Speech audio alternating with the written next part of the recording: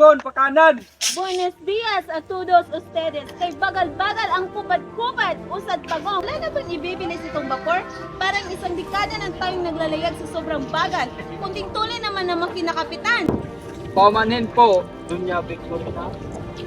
Ang parteng ito po ng lawa ay mababaw. Maaring mapahamak ang lahat ng lulan nitong vapor kung bibilisan ang andar. Doña Victorina, kumalma ka lang. Naglalaho yung ganda kapag ikay nagagalit. Che! Madali lang naman ang solusyon ng problema ito. At ano naman iyon, Abet? Simple lang. Gumawa ng malaking kanal na pararaanin sa Manila. Nilikha ito ng bagong ilog na siyang namang dahilan ng pagsara ng ilog Pasig. Sa ganitong paraan, mas madali ang paglalakbay natin. Simple. Doon Simon. Laking pera ang kailangan para masagawa ang life. At saan naman tayo kuha ng pera para bayad sa mga magagawa? Wala naman akong sinabing pasa. Kung pwede naman pagtatapuin. Sa bilitan ng mga bilanggong matatanda ng mga lalaking pinata. Subalit, ang iyong mungkahi ay maaaring magdulot tayo magsikat. Magsikan. Hindi nga naghimagsik ang mga taga-Ehipto nang pinabuo sa kanilang piramid. Ngunit, hindi taga-Ehipto ang mga Pilipino.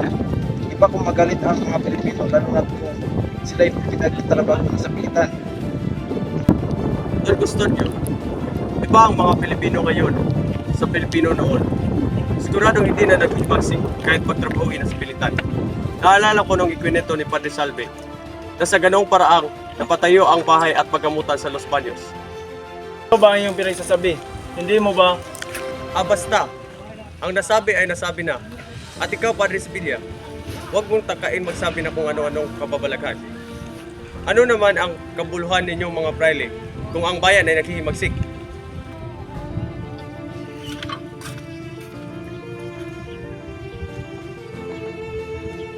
Siguradong walang mabuting may dudulot ang pahayag ni Simon. Nais kong pag-alagayin ng itik ang mga naninirahan malapit sa lawa. Sa pamamagitan nito, magiging malalim ang tubig sa lawa dahil makakakain ng itik ang suso at mga buhangin. Nako doon, Custodio. Kung dadami ang itik ay dadami rin ang balot. Pweh, nakakasuka, nakabandidiri. Tabunan na sana ang lawa.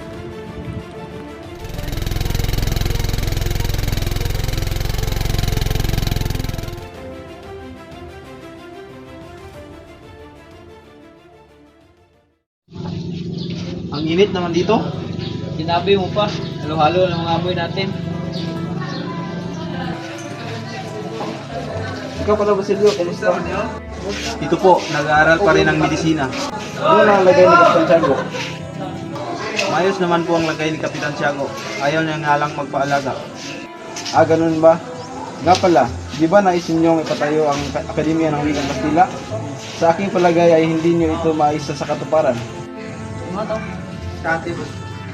May isa sa katuparan po. Ito nga po ay binigyan namin si Padre Rene ng 2 kabayong kastanya. Nangako siyang magipagkita sa Kapitan General. Paano si Padre Sibila? Maaari putol siya sa binabalak ninyo. Kaya ano, kung siya ay tututol, nakasalalay pa rin sa Kapitan General sa Los Baños ang huling desisyon. Saan naman kayo buhay na sarapin gamitin kung sasangayon sa inyo ang Kapitan sa inyo? Ito talagang si Kapitan Basilio, puro kapintasan ang mga nakikita sa mga bagay-bagay. Diyan muna. Nga pala, ano ang sinabi ng amain mo tungkol kay Paulita? Tungkol kay Paulita, pinag-aaralan ko pa ang tungkol sa pag-aasawa. Namumula ka yata kapag umiibig na naman. Sa bagay, sa ganda ba naman ni Paulita? Kaya lang Ano, may mali ba sa kanya? tanging pagkakamali lang ni Paulita ay nagkaroon siya ng tiyahing ubod ng sungit. Paibasa, matanda na. Alam mo ba na pinahanap sa akin ang kanyang kahit ang asawa? At pumayag ka naman. Sip-sip ka rin pala, no?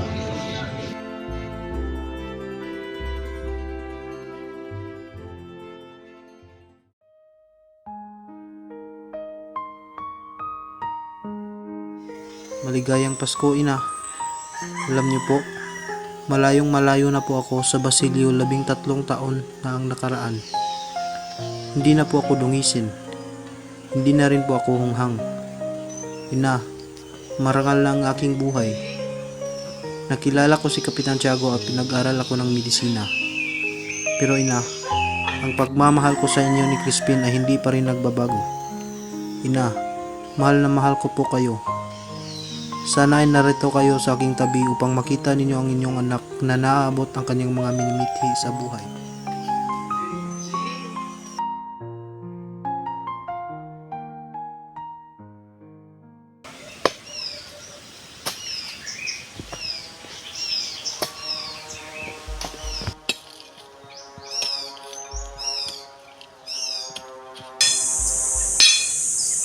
Teka, ano yun?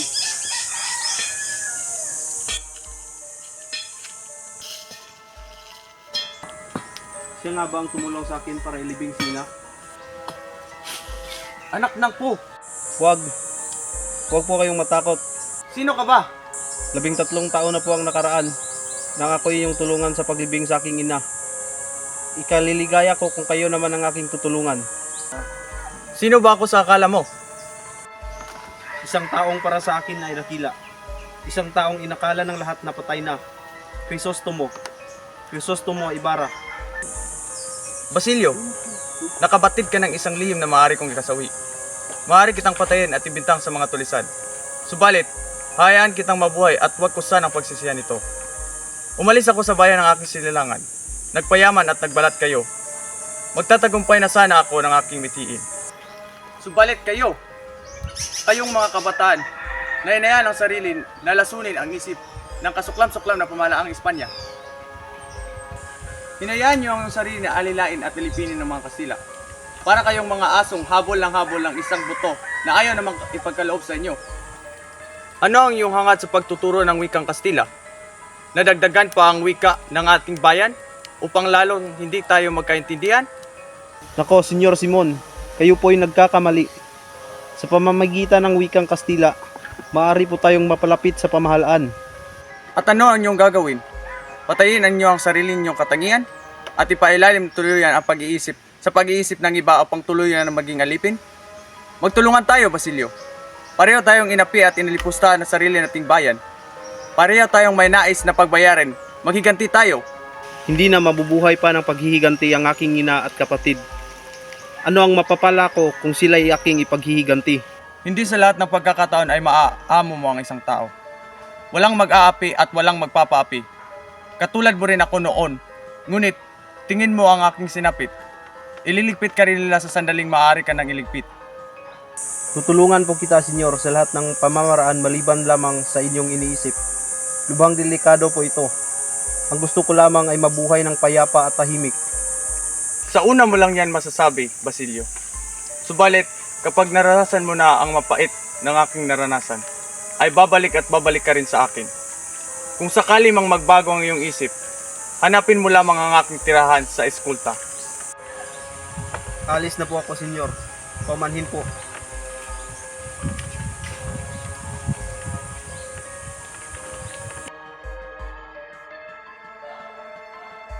In el nombre de Padre, y del Hijo, y del Espíritu Santo. Amen. Espiritu Santo. Amen. Ano ba naman yung huli? Ni magtatanda, hindi ka marunong. Pasensya na po.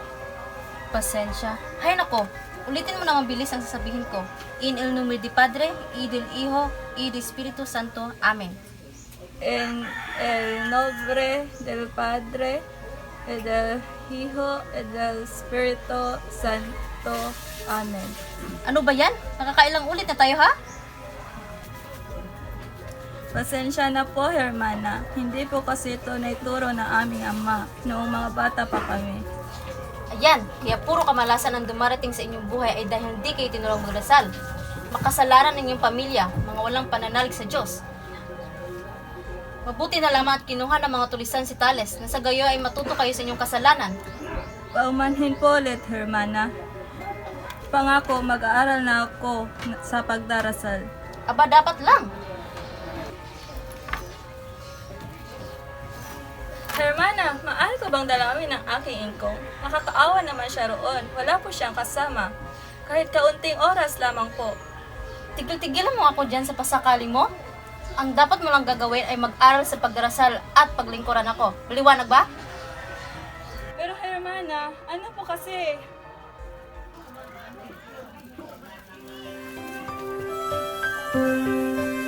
Hermana! May balita ako. Kay aga-aga, ano naman iyon? Si Basilio lumabas siya ng Maynila upang tubusin si Huli. Ano? Talaga ho, babalikan ako ni Basilio? Pumasok ka sa loob. Hermana Persia, kasintahan ko po si Basilio. Kailangan naming magkita. Kukunin ka lang ng demonyong nagbalat sa iyong estudyante. Uli, gusto kitang iligtas sa kasalanan, kaya buo na aking desisyon. Hindi ka maaaring makipagkita kay Basilio. Kukunin ka lang ng demonyong nagbalat kay iyong estudyante. Huli, gusto kitang iligtas sa kasalanan, kaya buo na aking desisyon. Hindi ka maaaring makipagkita kay Basilio. Ama, Huli, nasaan na kayo? Anak, mabuti at narito ka na. Ama, kumusta? Si Huli nasaan? Si Huli, Ama. Wala na si Huli, Talis. Ano? Patay na? Bakit? Hindi. Ano?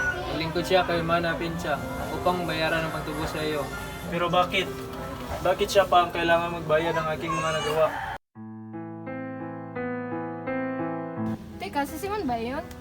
Oo nga, si Simon! Ano kaya ang ginagawa niya rito? Bakit nasa bahay siya ni Kabisang Talis?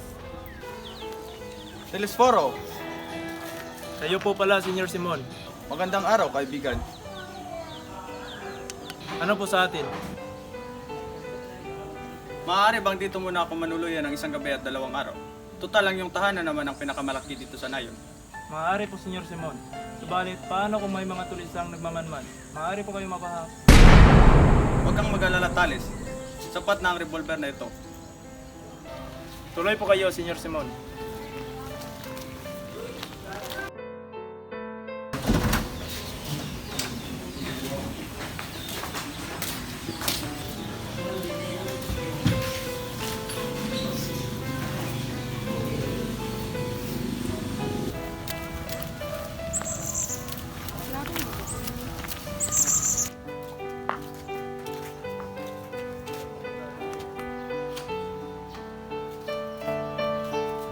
Magandang araw, Senior Simon. Magandang araw. Naku, maganda ng mga alahas. Siguro ba? Talagang ang maganda ng mga alahas. Gusto ko sanang bumili ng singsing para sa Birhen ng Antipolo. Teka, nasaan na nga pala si Huli? Ayun, iniwan ko sa bahay. Ipakatonte ka na lang. 50 beses nang binasa ang aklat ng pagdarasal. Subalit ni isa ay wala pa mas sa ulo. Nalibisyo talaga. Nako, hayaan mo na. Sir Simon, ano-ano bang mga alahas na mayroon ka? Ay kung hindi man maitatanong ang mga prestiyosong mga alas nito.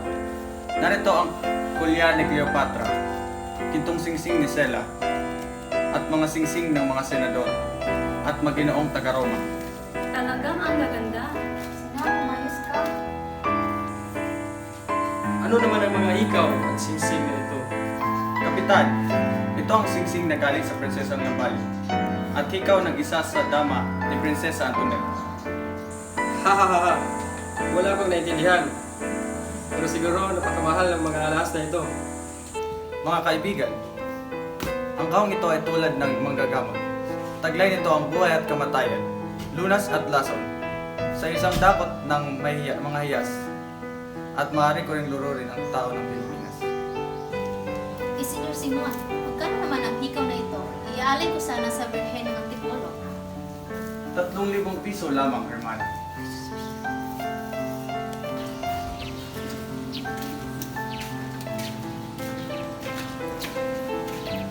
Kabisa, bakit ninyo ipagbili ang Agnes ni Holly? Total na naman ng pera, di po ba? Agnos, paniguradong malaki ang halagang niya. Napakagandang Agnes po yun, senyor. Maganda at palbuti at ito ay nangagani sa aking kaibigang nagmuno na si Maria Clara. Isasangguni ko muna ito kay Huli bago ko ibenta, Senyor.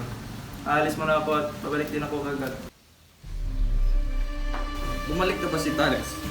Teka, nasa na ba ang aking revolver? Paumanhin ninyo, Senyor Simon, na kayo'y aking paglalapagan sa sarili ng tao. Kailangan ko ang sandata sapagkat sasama ako sa mga tulisan, kapalit ng barilang Agnos na ibig ninyo.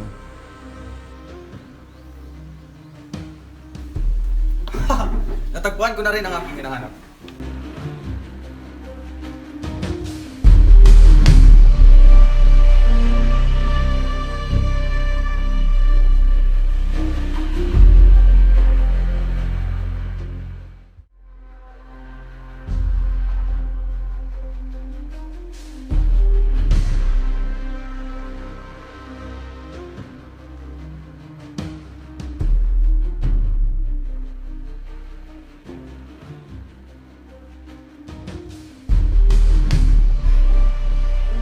Bunyanes! Panalo na, pinatalo pa. Wala talagang bintang kalaro ni sina Sabila at Irene. Pabayaan mo na, Padre Gamura. Baka gusto lang nilang magpalakas sa Kapitan General. Kaya nagpapatalo. Simon, halika't samahan mo ko sa paglalaro ng baraha.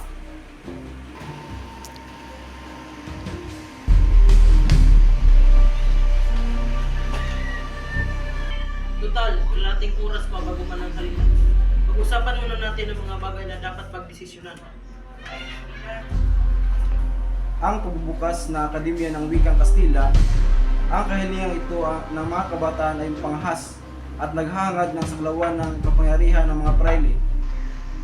Sangayon ako kay Padre Sevilla. Maging ako ay tututol din sa pagpapatayo ng ganyang paaralan. Walang karapatang matutong wikang Kastila ang mga Indio. Kapag natutunan nila ang ating wika, matuwiran sila at magiging kalaban nila ang Diyos at pamahalaan. Maaaring mapahiya ang mga praile at sa aming pabagsak, maaaring pamalaan na rin ang sumunod. Nag-iisip ko ba? Hindi dapat itayo ang paralan yan. Oo nga, hindi ako sangayon sa ganyang paaralan. Kasi hindi yan nakakatulong sa mga kabataan. Hindi niyo ba alam na nandito pa ako? Estupido!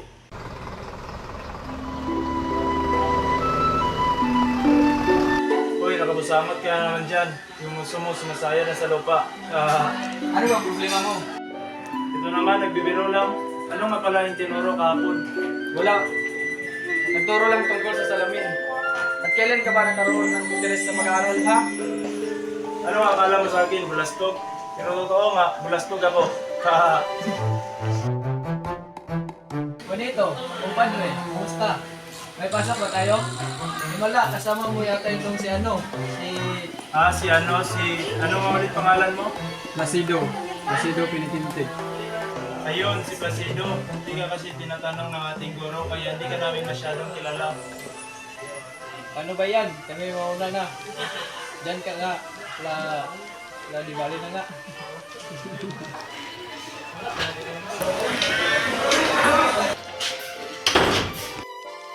Lakas ng loob ang pumasok sa klase ko, ah. Huli ka na nga, nagdadabo ka ba? Ano ang iyong pangalan? Placido. Aha! Placidong Pinitintig. Placidong bulong. 15 ulit ko nang hindi pumasok sa klase. Ika, Padre. 4 na beses lamang akong lumilibad sa klase. Ba't naman naging ganun karami? Huwag ka nang magdahilan. Tama si Pilais. Huwag ka nang gumawa ng maraming pasbali. Dahil dyan mamarkahan kita ng liban sa klase. Idilagyan mo kahit ilang marka pa ang gusto mo. Total, wala naman ako natutunan dito kundi panlalait. Bastos! Lumayas ka! Layas! Hindi mo na kailangan sabihin pa yan. Dahil ako na mismo ang aalis.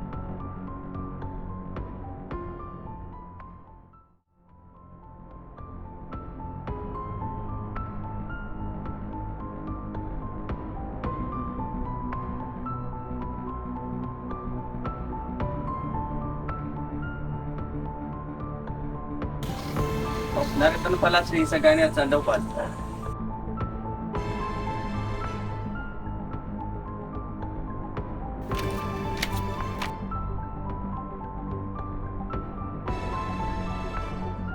Sa atin ang tagumpay, paniguradong papayag ng pamahalaan na itatag ang Akademya ng Wikang Kastila. Kapag natatag ng paralan, siguradong pupurihin ng pamahalaan tayong mga mag-aaral at ang tumutol ay sisisi. Subalit, baka ipit sa bilangguan kaming mga kasapi. Maging kayo, batay payo ng mga obispo, na sanggunian ng Kapitan General. Ako, basta hindi ako kasali riyan. Huwag puro pangamba ang iyong iniisip, kumpadre. Hindi ganiyan ang Kapitan General. Mayroon siyang pag-iisip at kanyang tumayo sa sarili niyang mga paa. Wala naman ako sinasabing ganyan, Sandoval. Ang sa akin, mayroon naman sariling pag-iisip ng Kapitang General. Yun ay ng desisyon ng mga kapaligid sa kanya. Lubhang kinakailangan ng bawat kabataan ang wikang Kastila. Wala akong nakikitang dahilan upang tumutol dito ang pamalaan. Marahil ay natatakot sila na manuwaan natin ang kanilang batas kung marunong tayong mag-Kastila. Isa pa, sa gabi daraos ang klase, maaari itong maging sanhi ng kasaguan. Ipinakaloob sa iyo ng pamalaan ang lahat ng iyong pangangailangan. Kung anong meron kami, ay mayroon din kayo. Magtiwala kayo sa pamalaan at humiling ng walang palikaw-likaw.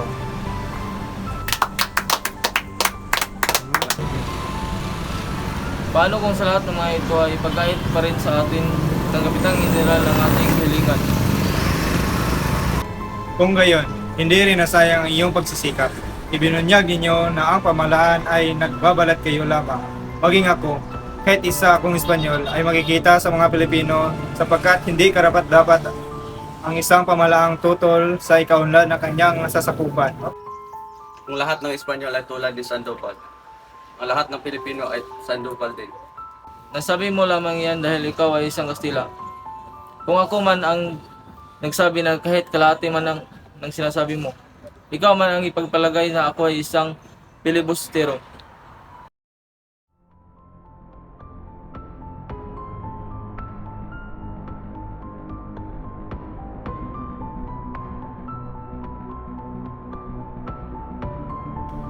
Mayroon akong magandang balita. Ayon kay Padre Rene, sa kamayan doon sa sakit. Balit, paano natin mapapapayag si Don Custodio? Alam ko na, si Pipay. Ang makias naman na yun. Oo nga, si Pipay. Kalabisan na kung hingi pa tayo ng tulong kay Padre Rene. Kalabisan na rin ang paggamit kay Pipay. Papagiling lang si Don Custodio. Bukod kay Pipay, may iba ka pa bang iniisip? Si Ginoong Pasta, susubukan kong lumapit sa kanya. Mag-aral siya dati ng aking amahin at siya ang tagapagpayo ni Don Custodio. Maaaring sa ganitong paraan mapapayag natin siya.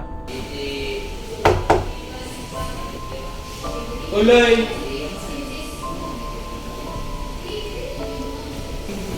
Ikaw pala, Sagan. Ano ang may paglilingkod ko sa'yo? Nais ko sanang kausapin mo si Don Custodio. Huwag kang pumayag sa pagpapatayo ng akademya sa wikang Kastila. Medyo mapanganib ang inyong balak sa gani. Hayaan ninyo na lang ang mga pamalaan sa mga ganitong bagay. Alam mo, mas mabuting tapusin nyo na lang ang pag-aaral at huwag na pakialaman ang mga bagay na may kinalaman sa bayan. Hindi ko kaya mamatay na lang nang walang magagawa sa bayan. Paumanhin, ako ay alis na.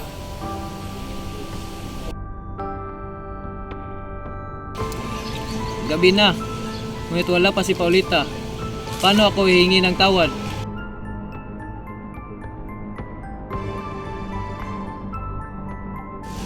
Paulita, mabuti dumating ka.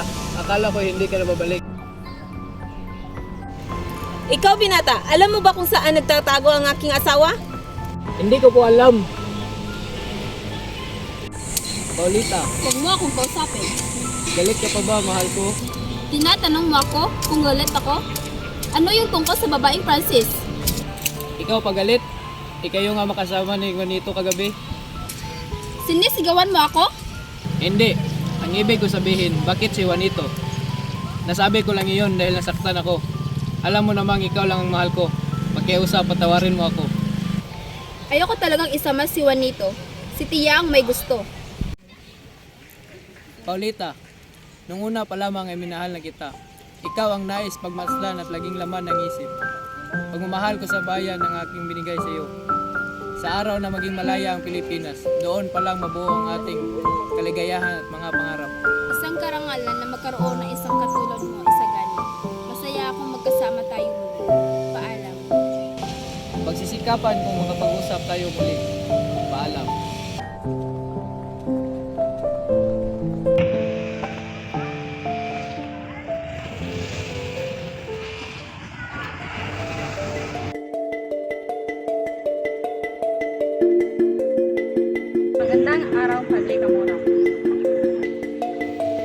nga, Hermana Bali. Anong pakay mo? Ganun ba? Sige. Iwan mo muna kami. Kakausapin ko kayo ni Huli. Anong kailangan mo? Hihingi po sana ako ng tulong upang makalaya si Basilio. Pwede naman.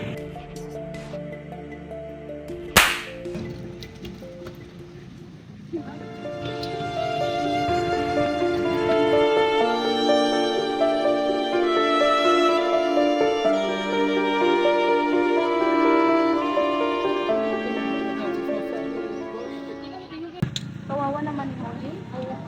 Hindi na siguro niya kinaya ang kanyang mga problema.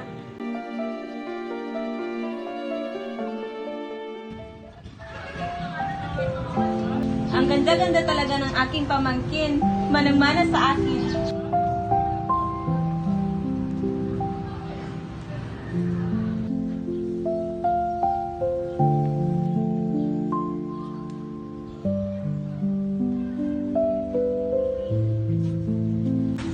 Ngalan ng Ama, ng Anak, sa Espiritu Santo.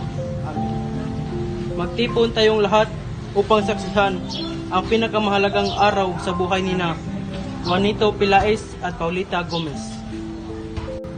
Juanito, tinatanggap mo ba si Paulita bilang iyong kabiyak at ipinapangakong kayo magsasama sa hirap at ginhawa habang buhay at hanggang kamatayan?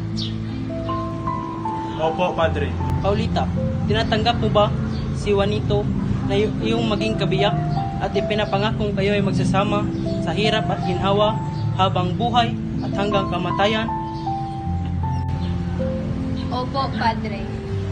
Ngayon, kayo, Juanito Pilaes at Paulita Gomez ay kasal na. Pagpalain nawa kayo ng Diyos sa iyong pagsasama. Mabuhay ang bagong kasal!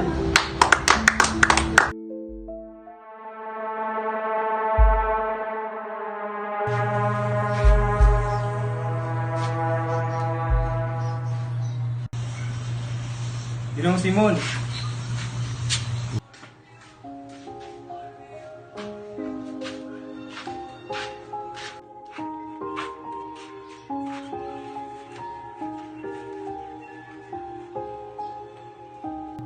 Diyos ko, ba't nais mong magpakamatay? Hindi ako magpapadakip. Patay man o buhay. Mamamatay ako ng dalang aking lihim. Lihim?